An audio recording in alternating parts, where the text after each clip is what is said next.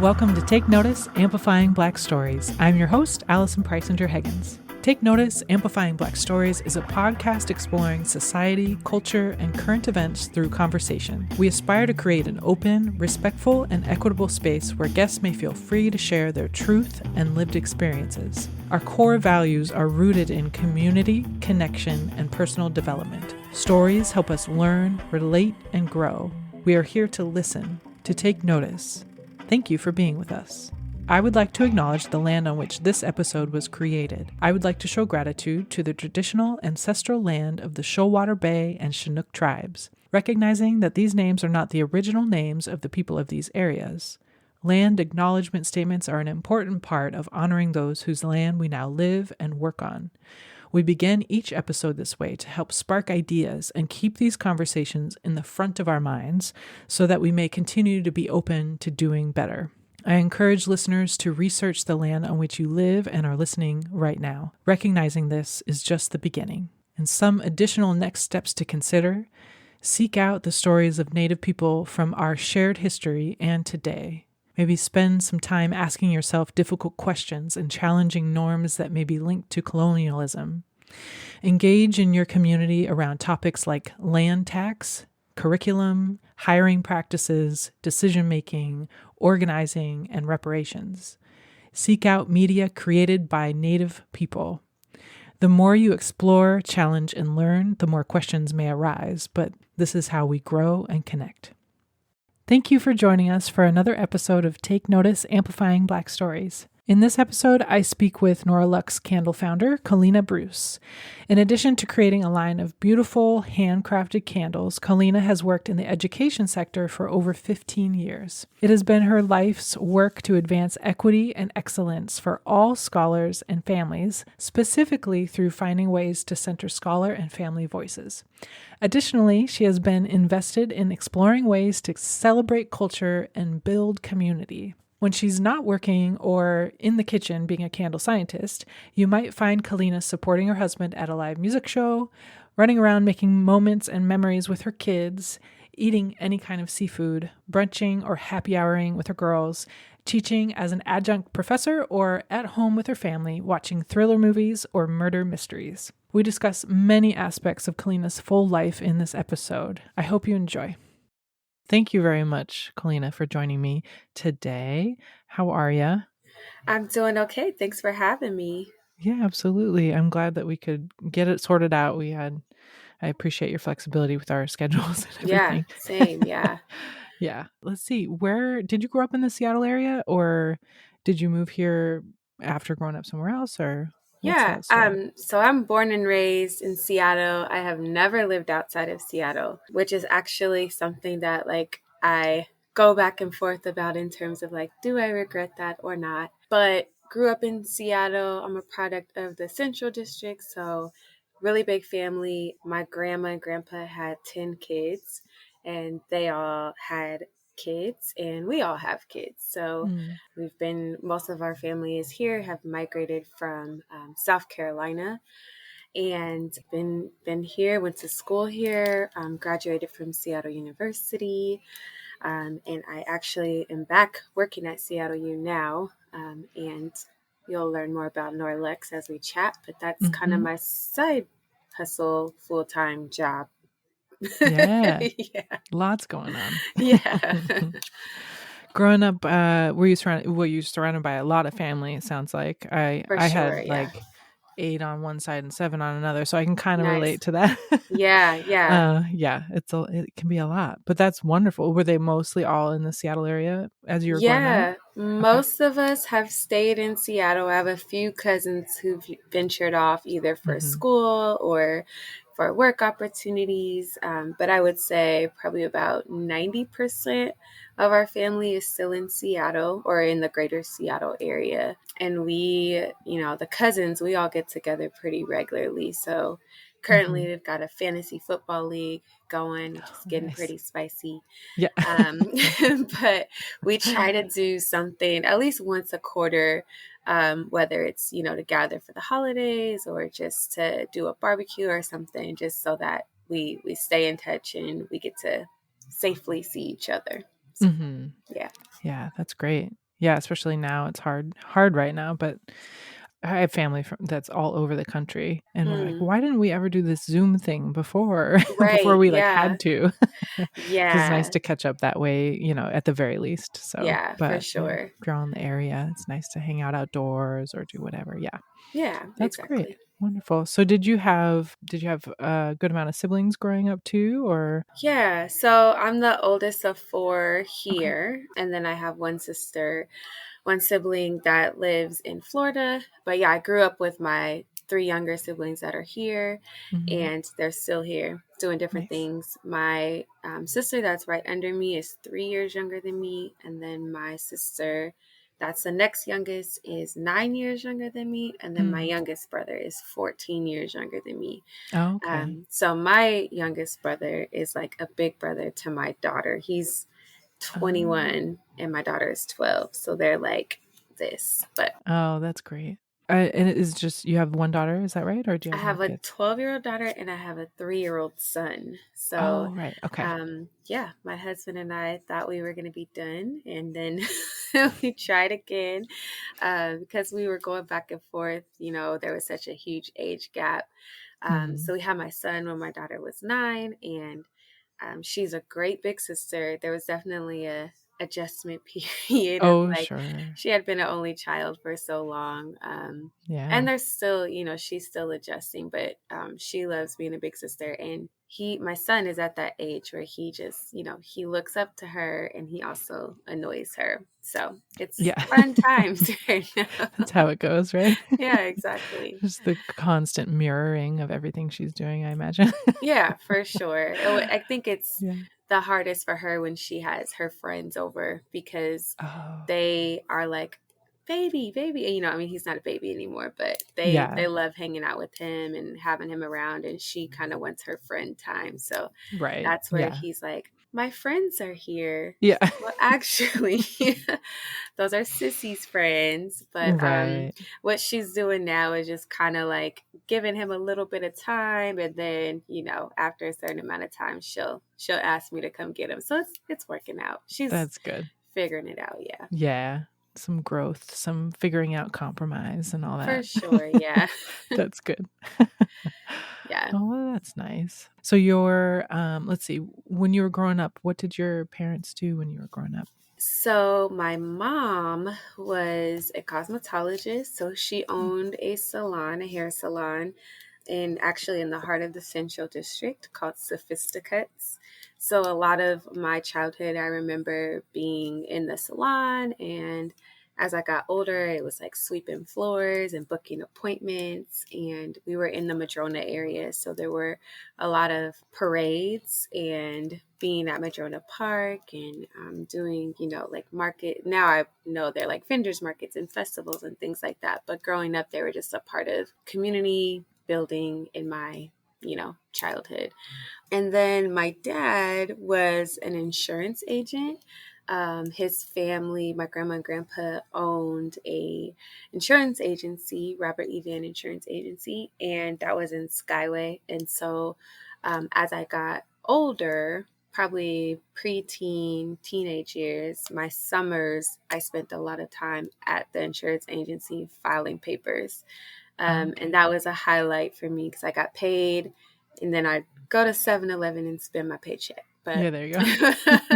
but my grandpa would like order pizza. It was like always a big deal to, spend the week filing papers, stay at grandma and grandpa's house and hang out with them. So yeah, I grew up around business owners and entrepreneurs, and I am, a Black woman. So seeing my family as, small Black business owners was definitely something that, coming up, I maybe took for granted. But Mm. now that I'm able to kind of reflect in retrospect, it's like, wow, those definitely planted seeds for me to kind of take the journey that I've chosen to take today. Yeah, absolutely. I was gonna bring that up and mention it seems like you probably absorbed a lot of that, how to run your own business and just that Yeah, whole community building and growing so that into what you're doing today. for sure. What did you end up going to Seattle U for? initially? Yeah, so I went the first time undergrad. I went to Seattle U to pursue a degree in mass communications and journalism, Mm. and I specialized in public relations. And at that time, I really didn't know what I wanted to do. When I was in high school, I applied for some scholarships, and I was accepted into the Washington State Achievers Program. Mm. So at that time, there was a Bill and Melinda Gates scholarship attached to that. So you would be able to go to school in Washington State for free, essentially. Oh, Although it wow. was a little bit different because Seattle U is a private school. So Mm-hmm. costs a lot more. But I remember talking to one of my teachers my senior year and just trying to figure out what I wanted to do. And this teacher was like, you talk a lot and, you're good at talking to people. And maybe you should think about something in communication. So I was like, oh, okay, great. Again, hindsight is 2020. I look back and I'm like, I really should have been more intentional about my area of study and really thinking about like long term, what do I want to do? What kind of money do I want to make? How do I Mm. factor in my major to those sorts of decisions? But I'm also a first generation college student, and so it was a high expectation for me to go to college, but there wasn't a lot of that access to information that other my counterparts may have had. So Mm-hmm. all of that to say, while I was in college, I did some internships with radio stations, and I shadowed for some writers for the Seattle Times, and kind of thought I was gonna be, either a radio, what's it called? One of those Oh, folks, a a host or jockey. DJ. Yeah, Yeah, exactly. yeah. Or I thought I was going to be a writer, and specifically a sports writer. I was super into basketball. Oh, nice. Um, Yeah. and then actually in high school is when I started working for the Union Gospel Mission as a high school intern. And I really enjoyed working with young people, with kids. And so throughout college, I continued to do that. And that kind of led me into a path of more of like youth development. And so once I graduated, I went straight into working in the nonprofit sector, Big Brothers Big Sisters, the Boys and Girls Club, Bike Works, the College Success Foundation eventually, and now Seattle University. And so I've been in that sector for over 15 years now. Yeah. And so I did end up Wonderful. going back to SU and getting my master's in nonprofit leadership. And Oh, okay. I'm also fortunate to be able to teach in that program now. So I'm adjunct faculty for the nonprofit leadership program at SU. Oh, awesome. Yeah. That's really great. So aside from the adjunct wow, that's hard to say. Professorship, Yes. there, how else do you work there? What's your department? Yeah, so my full-time job, my main duties at SU are at the Center for Community Engagement. So I'm the Director of Education Partnerships for the Seattle University Youth Initiative, which is a mouthful. But essentially, that is our signature program at SU. It is a place-based effort where we work in the neighborhood, and we are partnered with a few neighborhood schools. So Bailey Gassett Elementary School, Washington Middle School, and Garfield High School. And we have a team of folks who are traditionally housed in those schools. Currently, it's kind of site-based, but currently most of them are working remote. Some of them are housed in the schools still. And our primary role is to work with administration in those schools to really try to center the voices of scholars and families and figure out how we can provide a pathway of support all the way from birth through high school, through high school, and then into college. So we do that by matching SU students with scholars in the schools and providing academic tutoring and mentoring. And then we also work with community partners to provide different supports. So for instance, during the pandemic, we've worked with community partners to provide access to basic need items. We actually have a really generous donor at SU who's provided over $100,000 worth of Costco items for Mm. families on a bi-weekly basis, so they could just go into the school and get, diapers, wipes, toiletries, any of those sorts of things.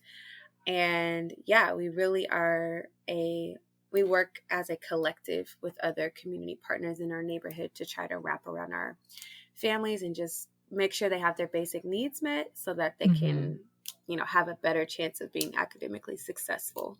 Wow, that sounds like a really wonderful program. Yeah, it's pretty Yeah. cool. And it also is a mutually beneficial situation where our SU students are having an opportunity to be engaged in the community. A lot of our first year and second year students at SU have to live on campus, and many of them are new to Seattle or new to campus. And Mm-hmm. so we feel like it's really important for them to get to know their neighbors and to also really understand the history and context of the Central District. It was a traditionally Black neighborhood, is now experiencing a vast amount of gentrification. And there was redlining in the Central District where African Americans were, for lack of a better word, quarantine to certain areas through covenants. So they could only live in these, less desirable areas of the city. And then they built those areas up, and now those areas are more desirable. And so now we see that traditionally underserved populations and African Americans in general have been pushed out of the Central District and now are moving further south. Mm-hmm. And so all of that to say, we feel that it's really important that our SU students are aware of that history, especially with, Yesler being right down the block from us. Yesler Mm-hmm. being a major housing development, which was one of the first integrated housing projects on this side of the Mississippi. It has been through major redevelopment over the past few years, past 5 to 10 years, and is now mixed income housing.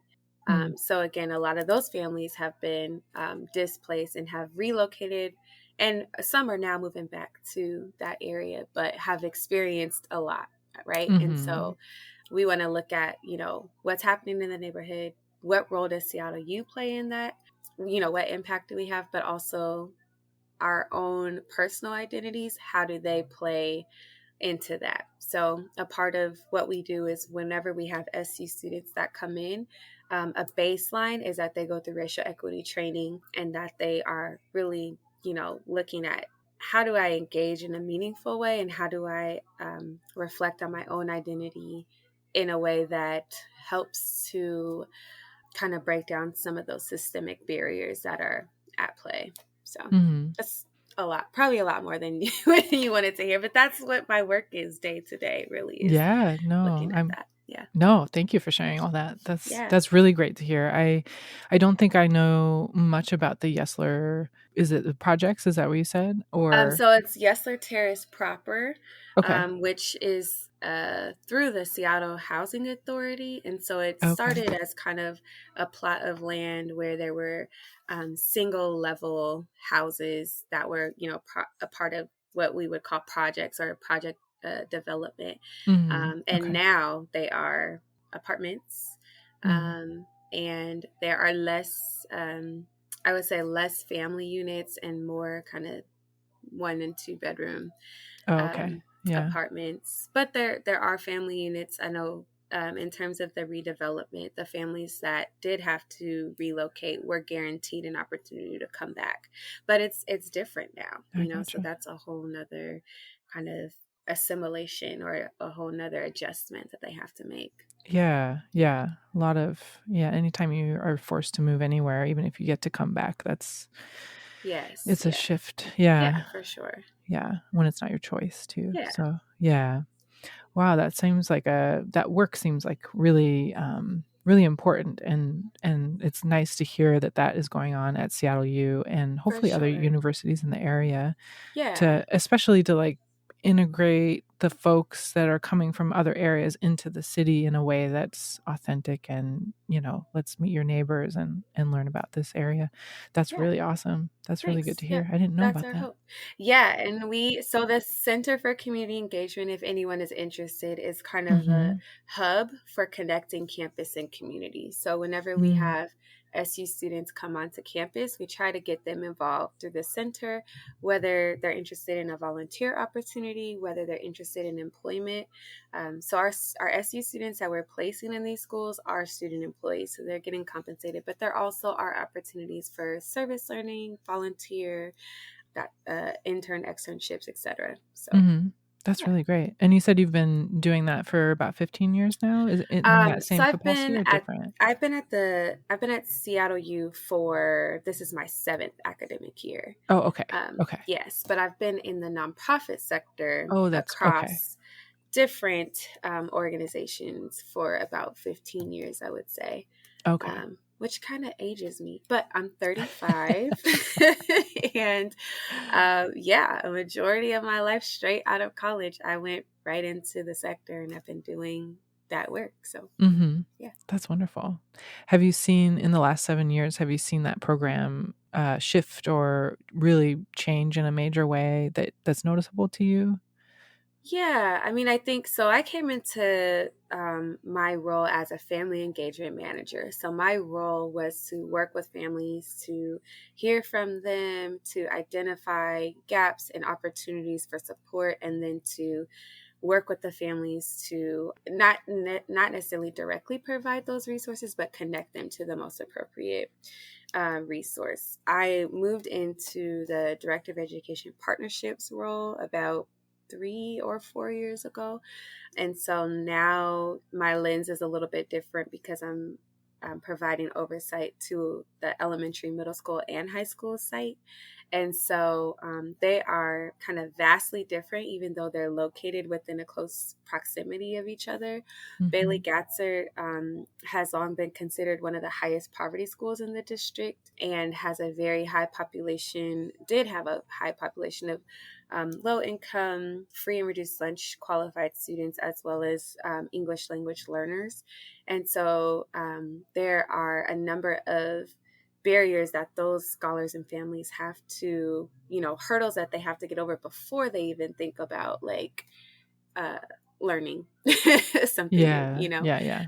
And so I think we have been able to do our best to try to come alongside of scholars and families and, provide different, supports and resources and that sort of thing. I think in terms of a pivot or something significant that's happened in our work, the Center for Community Engagement recently, I would say about 3 or 4 years ago, made a public commitment to living and leading as an anti-racist organization. And so that was significant because that meant that, we're publicly claiming it and committing to it. But now we also have to think about how we integrate this into every kind of facet of our work. So, how do we integrate that into our job descriptions, our interviewing process, our onboarding process, from all those things that you don't always think about to, delivering, different aspects of the work. And so that's where the anti-racist trainings come in. That's where, we're really thinking about verbiage and, terms. We shifted from calling our scholars students to calling them scholars because Mm. that's for us is a signifier that we see you and you are a scholar and you're learning and you're growing, but you also have things to give us. We shifted from calling our SU student employees to referring to them as educators, regardless of Mm. if they're planning to go into the education sector. They are educators and they are with our scholars. So I think Mhm. just different shifts like that have been significant for us and have helped us to really move towards fully living and leading as an anti-racist organization at a predominantly white private Catholic Jesuit institution. So Mhm. yeah. That's pretty amazing. Yeah, Yeah, that's wonderful. Yeah, I can see how the titles that you give folks could make a difference in how they see themselves too, for and then that sure. affects them in a Yeah, very positive way. for That's sure. wonderful. The Yeah. one other thing I would add is that I'm a co-advisor for the Black Student Union. And this past year, our students were able to establish the first ever student-led scholarship with the effort to support students of African descent. And it was permanently established and endowed by the university. And so that means that, the students that are coming after them don't have to start from scratch. But there had never been a scholarship effort that was, directly designated to support students of African descent. And again, as the first ever student-led effort. So those students actually started collecting donations through Cash App and Venmo. Oh, wow. And, as an advisor, and my co-advisor, Lakeisha Kimbrough, who's also on my team at the center, we worked with our Black Student Union students to say, how can we utilize the systems and structures that are already in place, even if we don't feel like they're necessarily set up to benefit us? How can we utilize them to leverage these efforts and reach the masses and gain more support? And so what we did was we worked with the Office of Advancement, and they were able to, they have a wide net of supporters and donors, and they were able to get messaging out about this effort. And we were able to reach our goal of raising $200,000 in the first year, and creating an endowment for that scholarship. So the students who took the lead on that have now graduated. They graduated this, one graduated winter, one graduated spring. They're able to pass the torch to new officers who, again, have some leverage and will continue that work, but aren't starting from zero. So Right. that's Yeah. also something that was significant in the past couple of years. Yeah. That's fantastic. Yeah, And for those students, that leaves a really positive, fantastic legacy too for them to look back on, and for then sure. for it to grow from Yeah, there. That's wonderful. That's yeah, yeah. awesome. Yeah. Awesome. Was there something specific that you wanted to share today that you had in mind, a specific story or anything?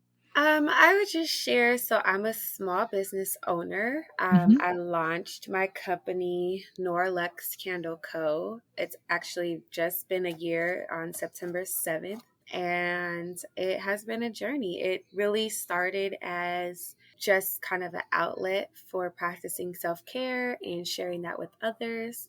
And I had a lot of support from family and friends who encouraged me to, sell my candles. And I had the intent of selling like 10 to 15 candles a month. And the first kind of drop, I sold 120 candles within Oh, a few wow. hours, Oh, and then restocked. And 2 weeks later, sold about 220 candles within 24 hours. So man. at Wow. that point, I kind of realized this was going to be a little bit bigger than I thought, and Mhm. so I had to kind of readjust my model and my strategy.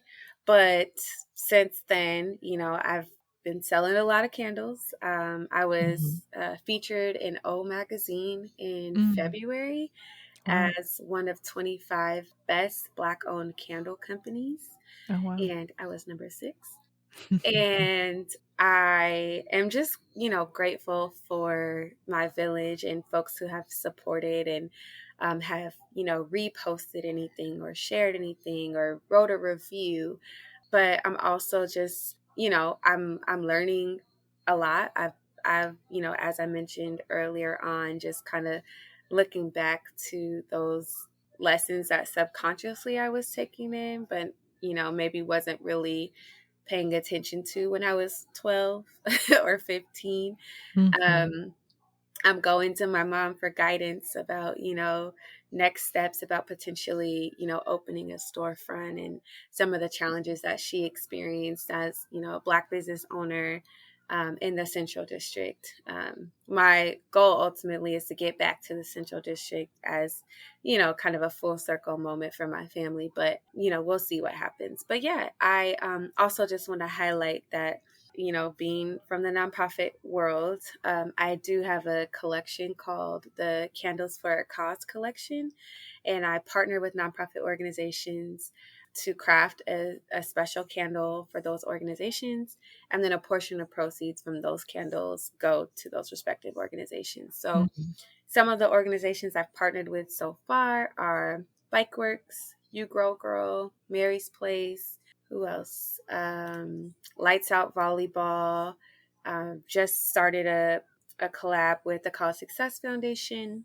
So, Acts on Stage, which is a new theater program focused on supporting people of color and people of faith, and telling, traditional stories from the lens of a person of color. And yeah, it's been really awesome to be able to use, my candles as a vehicle to highlight the work that's happening, and also to be able to give back to those organizations who have, somehow inspired me or have been impactful on my journey thus far. So, Wow. Yeah. That's amazing. thank And you. also, congratulations on such a successful first year. That's Thank you. amazing. Yeah, it's been pretty wild. I'm really Yeah. feeling really blessed and excited about whatever else might be in store. So, Yeah, absolutely. That's an exciting journey to look forward to too, to potentially get back to the Central District and have for a sure. storefront and all that. Yeah, That's we'll awesome. see. We shall Yeah. see. I Uh, believe in manifestation, so yeah, yeah. Yep. putting it out Putting there. it out there, yep. Yeah.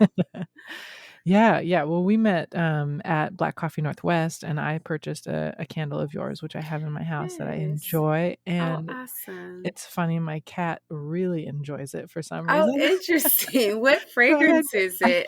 I have to look at it. I can't remember off the top of my head. I should have Oh looked my at it before we goodness. met, but I No, had to no. like put it up so that he couldn't get to it.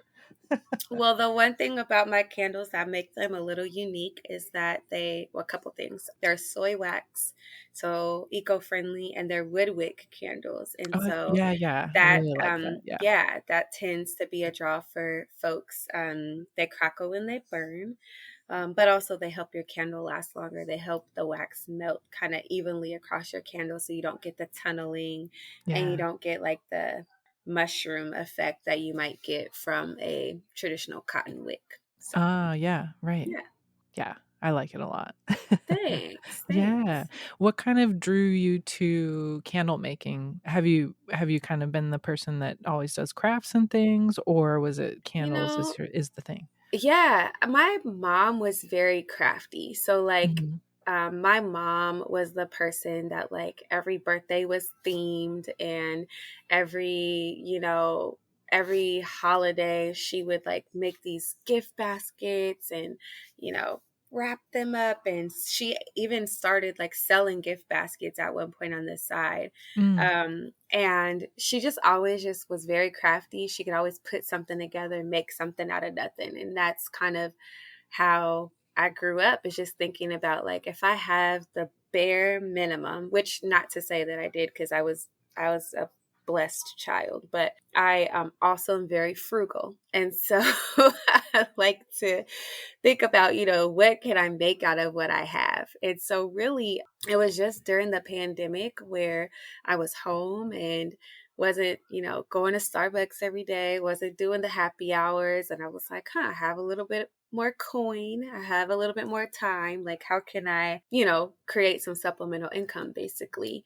And so I started researching and I started looking into candles.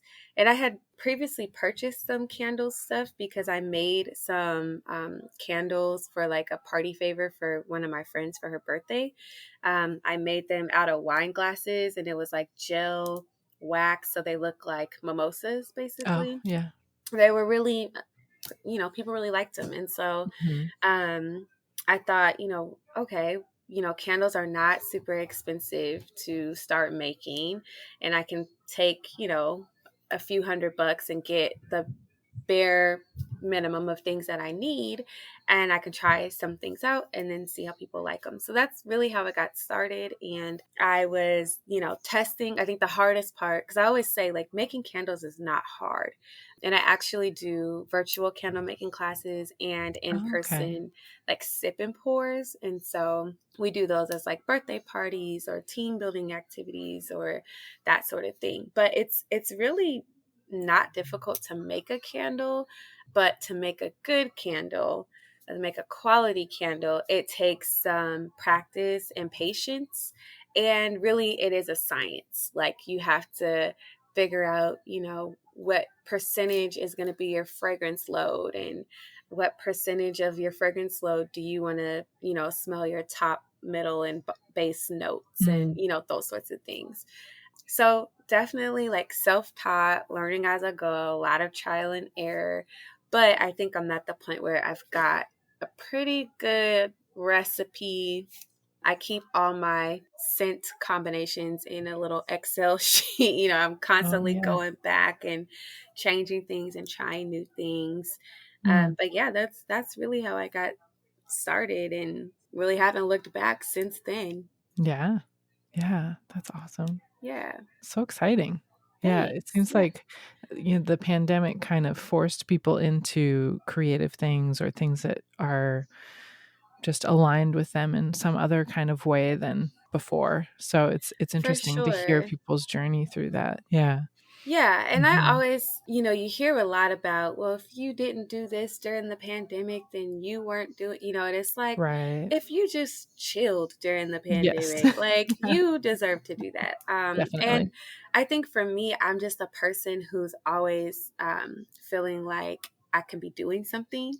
So there's also a point of like, I have to find a happy medium and be able to say no sometimes, because I Mhm. do have a habit of just like, oh, I have an extra hour, I can add this to my plate. But I'm also, I'm a mom, I'm a wife, I'm a sibling, I'm working now 2 full-time jobs. So Mhm. that work life balance is really important, and that's something that I'm still kind of struggling with. Mhm. But all of that to say, I think that the pandemic definitely had some, gifts and some very horrible aspects.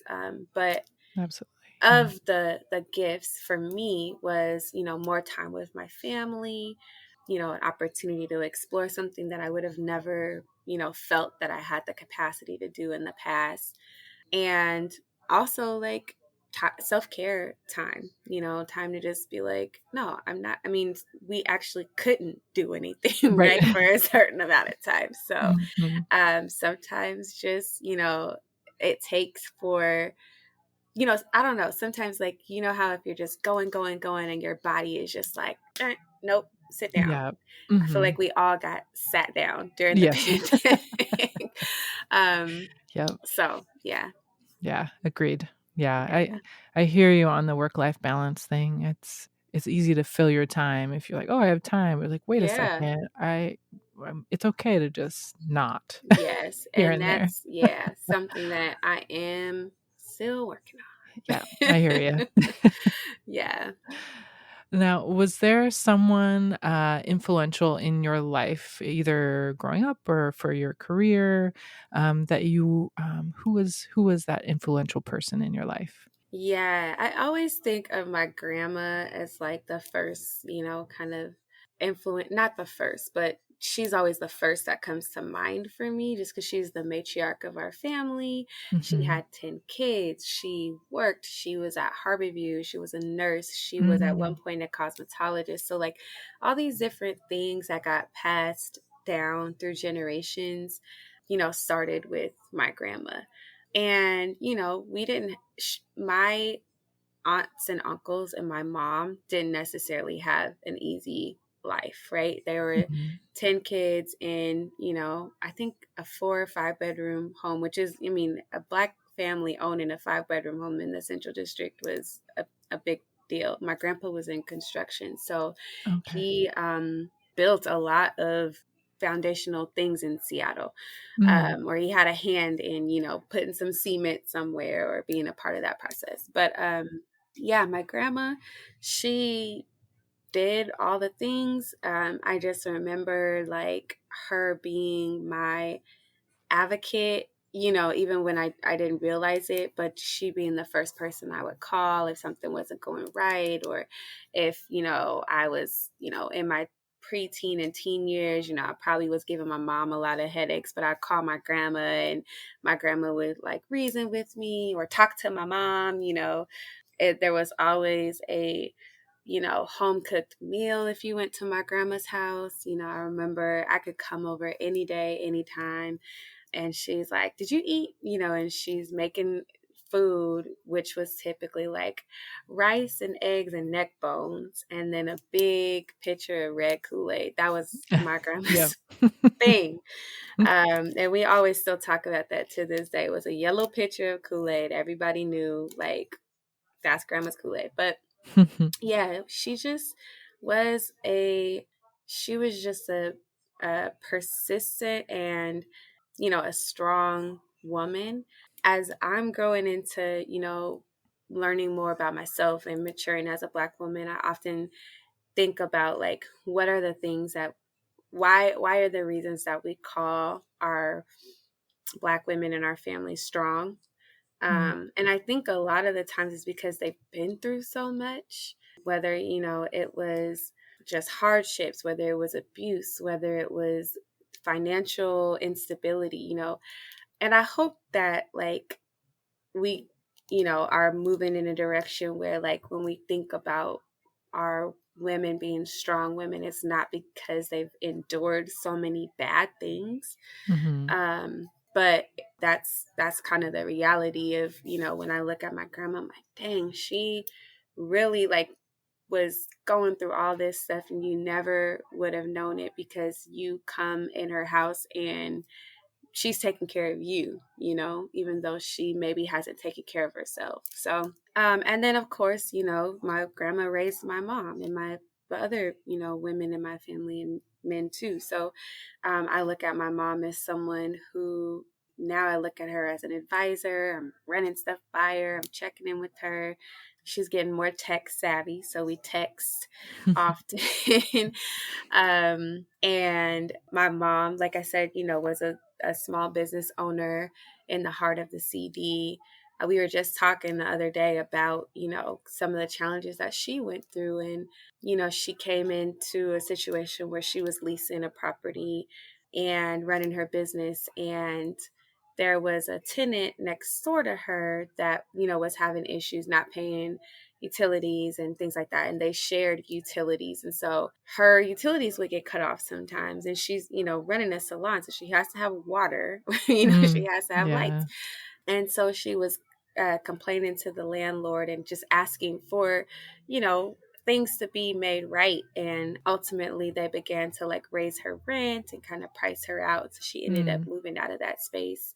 And now, that block that was kind of an iconic block for me, like, my mom's business, my aunt also had a salon in that business. There was a Black owned hat store. There was a Black owned restaurant.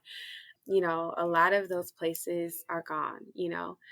And so anyhow, all that to say, Mm-hmm. a lot of those things have been impactful. And those are some of the folks who have influenced me heavily, especially as I move into kind of the things that I'm doing today. Mm-hmm. Wow. Yeah. Thanks for sharing that. Yeah. Yeah. So you say your grandma was a nurse. Is that right? She was, yeah, Yeah. at Harborview. Okay. Yeah. Yeah. That's great. My grandma was also a nurse. Oh, So I nice. kind of Yeah. compare very similar feel going to Yeah. grandma's house. Yeah. Yeah. It's like, please eat more. You need more Right. food. Right. Yeah. And I mean, Yeah. there's nothing like it. Just, Mm-hmm. knowing that if I just want to go say hi, or if Mm-hmm. I'm in trouble, or if anything, I would go by my grandma's house. My grandma passed away a while ago. So, there's definitely been kind of a void for our family in that regard. And I always say my grandma's house, even though it was my grandma and grandpa's house, but my Mm-hmm. grandma's house was that place where it was kind of like home base for everybody.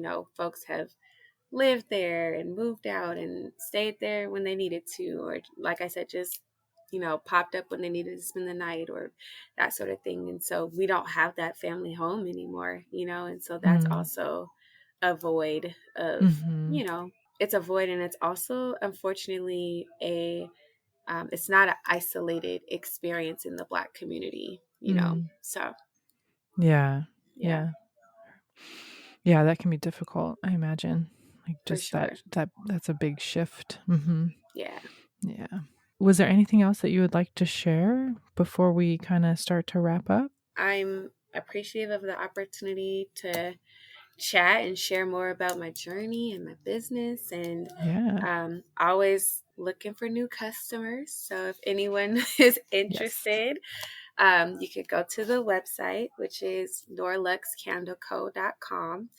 I also am often doing pop-up shops. So, like you mentioned, we met at Black Coffee Northwest. Darnisha is my soror, and so she has really looked out and has provided a space for vendors to regularly be able to have a presence there, sell there, learn there, work there, whatever. And so, yeah, I try to be at Black Coffee at least once a month. That's kind of my home base. And then also I'm just in the community whenever there are opportunities to do vendors markets and those sorts of things. So Wonderful. I am always also welcome to chat with anyone who's interested in learning more about candles or small business as I'm learning, or anyone who has advice. I'm looking to be ultimately, would love to make it into a retailer like Target or Nordstrom's or that sort of lane. And also I'm always looking to do wholesale and bulk orders. So if there's any retailers or shops who are interested in carrying Noir Lux candles, I'm always happy to chat.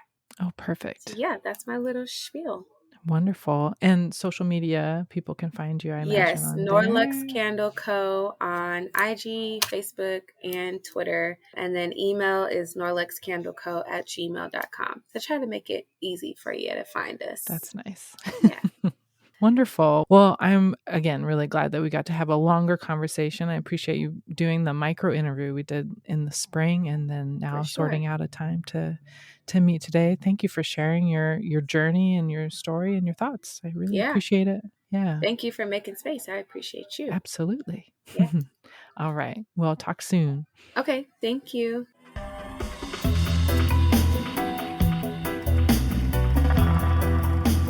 Thank you for joining us for Take Notice Amplifying Black Stories. Please subscribe and follow us on social media. We are at Take Notice Podcast. It would really help us out if you could take a couple of minutes to review our podcast. You can do so through your podcast app or by visiting our website. It's takenoticepodcast.org. Thank you for your support. Take Notice Amplifying Black Stories is produced, hosted, and edited by Allison Preisinger Higgins with help from many. Music by Version Big 5 featuring Darius Higgins. Thank you for being with us, and thank you for taking notice.